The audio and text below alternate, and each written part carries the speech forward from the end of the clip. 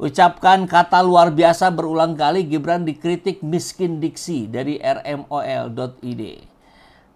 Pidato Wapres Gibran dinilai miskin diksi sehingga harus mengucapkan kata luar biasa berkali-kali saat melakukan kunjungan kerja di Sumatera Utara beberapa waktu yang lalu. Demikian komentar pegiat media sosial John Sitorus melalui akun X pribadinya. Nanti kita lihat akun X-nya ya. Ketika Wapres miskin diksi, padahal ada banyak kata-kata yang lebih layak dari sekedar mengucapkan kata luar biasa berulang kali. Keren ini, hebat juga ya. Wah, takjub saya. Nah, mungkin begitu harapannya ya. Menurut John Sitorus, seharusnya Gibran bisa menggunakan diksi lain seperti bagus sekali, hebat sekali, istimewa, fantastis, dahsyat. Kata-kata itu masih bisa dipahami oleh semua kalangan asalkan Wapresnya paham konteks pembicaraannya. Demikian ungkap John Sitorus. Dalam potongan video berdurasi 34 detik, Gibran mengucapkan kata luar biasa sebanyak 5 kali saat memberikan sambutan yang turut dihadiri Ketua Dewan Ekonomi Nasional Luhut Binsar Panjaitan dan Gubernur Sumut Bobi Nasution. Ya, orang-orang dekatnya lah ya. Langsung sajalah kita lihat videonya ya. Memasyarakatkan luar biasa sekali, meluar biasakan masyarakat. Ini ingat kita di zaman Orba ya, memasyarakatkan olahraga dan mengolahragakan masyarakat. Oke, kita tonton videonya. Ini saya kira luar biasa sekali Pak Ketua Den. Biasanya kita membicarakan hilirisasi nikel dan lain-lain, ini ada hilirisasi Kemenyan. Ini luar biasa sekali dan ini kan Pak Presiden punya concern yang luar biasa sekali untuk masalah pertanian pangan, swasembada pangan. Tadi ini Prof luar biasa sekali, Kemenyan, kunyit, apa tadi, telang, kentang, tadi yang jadi bioetanol juga, ini saya kira Indonesia luar biasa sekali. Ini akan menjadi meme ya, biasanya kan begitu, 5 kali dalam satu pidato pendek disampaikan oleh Gibran.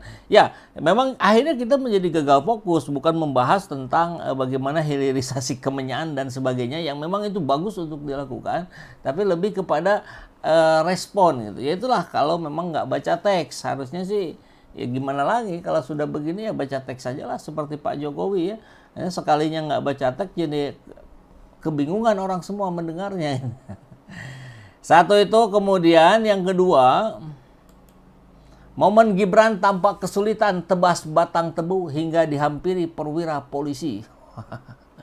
Miskin diksi, gagap batang tebu, pohon tebas batang tebu yang berhasil apa?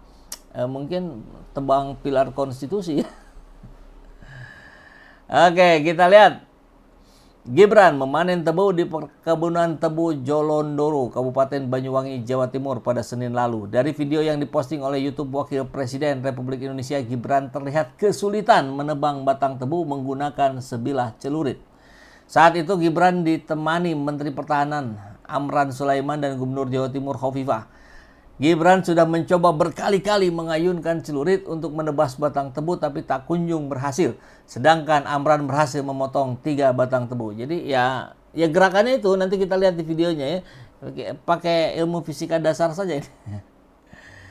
Dengan ayunan yang keras, Gibran akhirnya mampu menebas 3 batang pohon tebu tersebut. Dari arah belakang datang perwira polisi menghampiri Gibran untuk membantunya.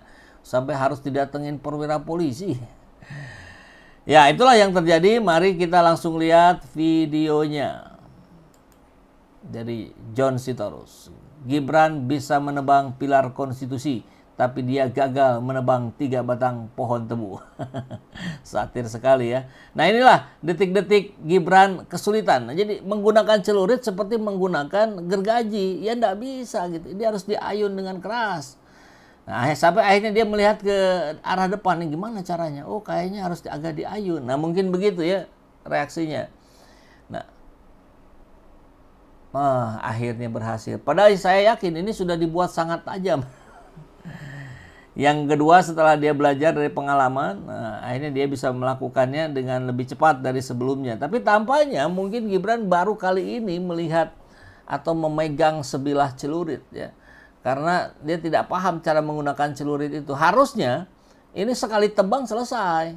Gimana caranya? Ya diayun agak lebar gitu. Set, nah, selesai. Tapi kalau di gini-gini ya enggak bisa. Ini cara yang salah dalam menggunakan celurit, dan itu ditunjukkan oleh Wapres Gibran Rakabuming Raka. Jadi contoh ya. Contoh itu kan ada dua, contoh yang baik untuk ditiru, contoh yang salah untuk tidak ditiru. Nah, jadi kitanya lah yang harus bijaksana. Begitu barangkali ya. Oke, kita lihat responnya nih. Nggak belajar fisika dia. Kalau untuk menebas tebu perlu gaya besar, dan itu bisa dilakukan dengan ayunan dengan kecepatan. Jadi bukan sekedar mengayun, tapi juga dengan cepat. Nah, kalau lambat ngayunnya ya nggak bisa juga. Kalau diayunkan dengan jarak pendek, gayanya kecil, kebanyakan gaya aja, sampai-sampai nebas tebu aja nggak bisa. Jadi masa sih persoalan nebang tebu saja dibahas? Ya itulah konsekuensi dari orang besar di negeri ini. Apapun yang akan menjadi sorotan publik, sorotan netizen, kesalahan kecil saja akan berdampak besar. Itu konsekuensi kenapa memilih menjadi pejabat. Kan begitu. Akhirnya ya begitulah. Kita tidak bisa berharap banyak barangkali terhadap Gibran Rakabuming Raka yang miskin diksi, kurang memahami konsep fisika gitu, dan seterusnya. Tapi ada harapan yang muncul dari sebagian elemen publik ketika ada surat usulan pemakzulan. Hanya sayangnya ternyata DPR tidak membacakan surat pemakzulan Gibran, dan ini memancing kemarahan publik. Coba kita simak penjelasan dari Slamet Ginting. Sikap DPR yang tidak membacakan surat pemakzulan Gibran Rakabuming Raka dari jabatan Wapres berpotensi memunculkan kemarahan publik. Hal tersebut disampaikan analis politik dan militer dari UNAS, Slamet Ginting, dikutip podcast Madilog di kanal YouTube Forum Keadilan. Menurutnya, surat pemakzulan Gibran bagian dari aspirasi rakyat yang harus diperhatikan meskipun datangnya dari kelompok purnawirawan yang relatif lebih, artinya sudah selesai dengan dirinya sendiri. Ya, kalau kita lihat kan usia-usia para purnawirawan itu 70, 80, bahkan 90 ya. Kita lihat Pak Tri Sutrisno yang ikut menandatangani surat ini kan tentu tidak berpikir untuk dirinya, tentu tidak berpikir untuk keluarganya, tapi berpikir untuk kemaslahatan negeri ini gitu. Dan relatif bisa dianggap objektif.